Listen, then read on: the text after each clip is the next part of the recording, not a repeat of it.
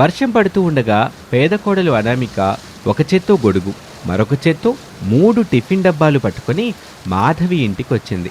అప్పటికి మాధవి డబ్బులతో గుమ్మం దగ్గరే ఉంది. ఒక టిఫిన్ డబ్బాను మాధవికి ఇచ్చింది. అనామిక, ఇలా ఎన్ని రోజులు వర్షంలో తడుస్తూ ఇంటి నుంచే వేడివేడి పునుగులు చట్నీ చేసుకుని అమ్ముతో చెప్పు. వర్షాకాలం వెళ్ళేంత వరకు అక్క. అదే ఒక చోట పునుగులు బండి పెట్టుకుంటే జనాలే వచ్చి కొనుక్కుంటారు కదా, నీకు ఎక్కువ ఆదాయం వస్తుంది. అప్పు చేసి మరీ మీరు చెప్పినట్టుగా పునుగుల బండి పెట్టుకుంటే అమ్ముడిపోయి లాభం వస్తే బాగుపడతావు, లేదంటే ఇంకా అప్పులు నెత్తి మీద పడతాయి కదక్క. ఎందుకలా మాట్లాడుతున్నావు అనామిక? నువ్వు చేసే వేడివేడి పునుగులు బాగుంటేనే కదా నాతో పాటుగా మన ఊర్లో 10 నుంచి 15 మంది వరకు వచ్చి తెప్పించుకుంటున్నారు. నువ్వు చెప్పేది నిజమే అక్క, కానీ మా అత్తగారు మా ఆయన చాలా కష్టపడి ఈ ఇల్లు నడుపుతున్నారు.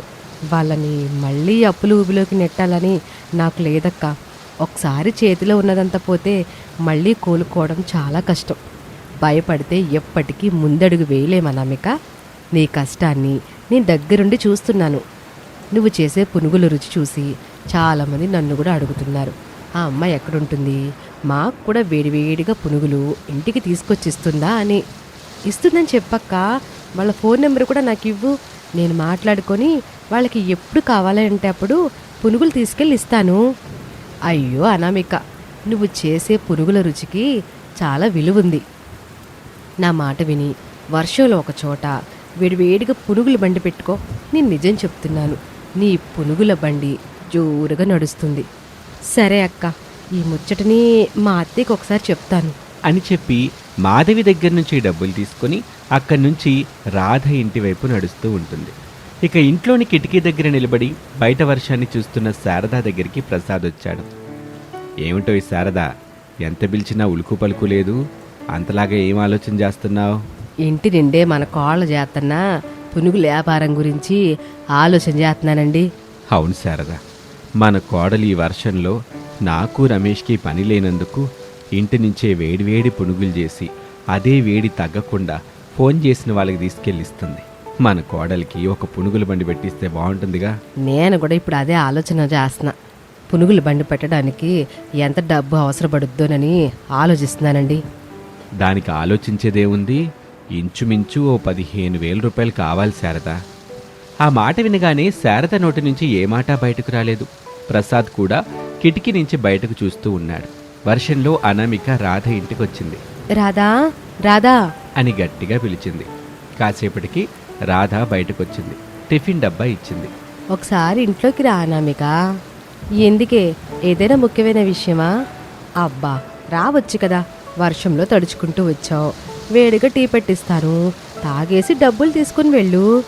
ఇప్పుడు నాకు టీ వద్దే వద్దులే రాదా, నేను సుబ్బయ్య తాత వాళ్ళ ఇంటికి వెళ్ళాలి. పునుగుల కోసమని ఇప్పటికే 3 సార్లు ఫోన్ చేశాడు. ఎప్పుడు చూడు ఏదో ఒకటి చెబుతావే అని చెప్పి డబ్బులిచ్చింది రాధ. అనామిక అక్కడి నుంచి వెళ్ళిపోయింది. అదే వర్షంలో రమేష్ గొడుగు పెట్టుకుని కూలీల అడ్డా అని బోర్డున్న చోట నిలబడి దిక్కులు చూస్తున్నాడు. అప్పుడే అతని గొడుగు కిందకి మల్లేష్ వచ్చాడు.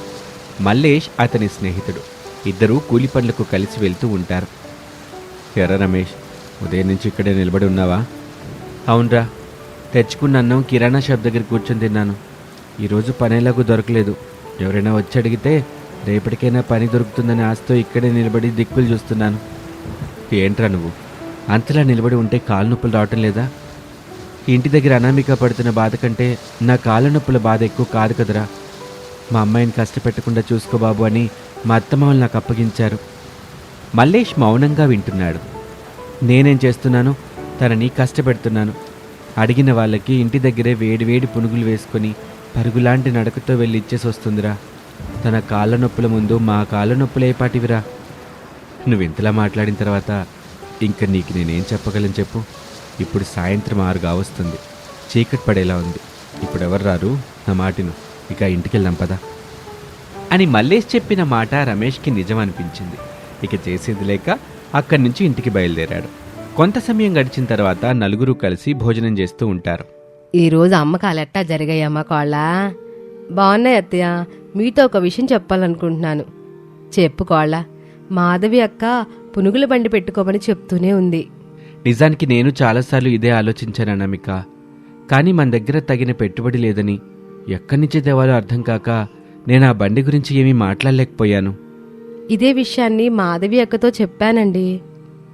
అదంతా సరేగానమ్మా, ఎంత డబ్బు కావాల్సి ఉంటుంది కనీసం 20,000 రూపాయల వరకు మావయ్య అని చెప్పింది. తమ ఇంటి పరిస్థితి తెలిసి ఎవరూ ఏమీ మాట్లాడలేదు. అలా ఆ రోజు గడిచింది.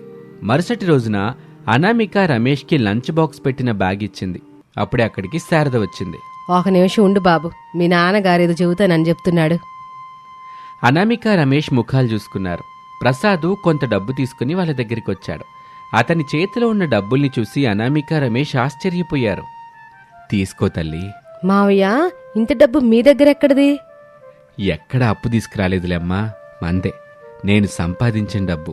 మీరు మీ అందరికీ తెలిసిన విషయం, నేను కిట్టయ్య కొట్టు దగ్గరికి వెళ్ళి సరదాగా వాడితో కబుర్లు చెప్పుకుంటూ కాలక్షేపం చేస్తున్నానని.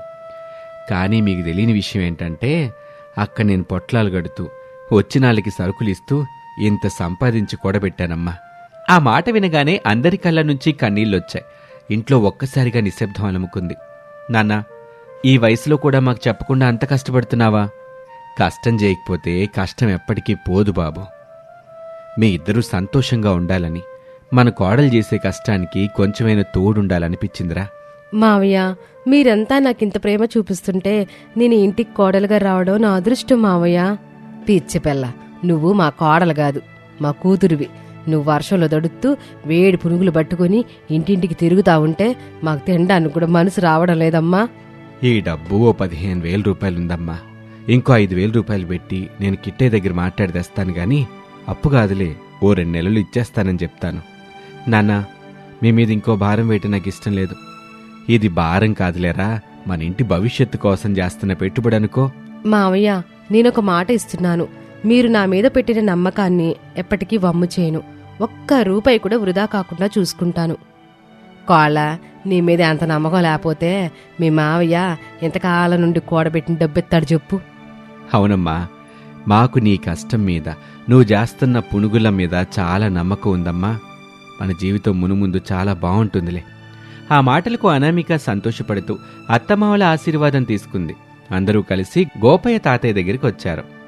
అనామిక తల్లి, అందరూ కలిసి ఇంత వాన్లో నా ఇంటికొచ్చారేంటి? అదే తాతయ్య, నీ దగ్గర తోపుడు బండి ఉందని దానిని అమ్ముతానని చెప్పావు కదా, ఇప్పుడు మేము ఆ బండి కోసం వచ్చాం.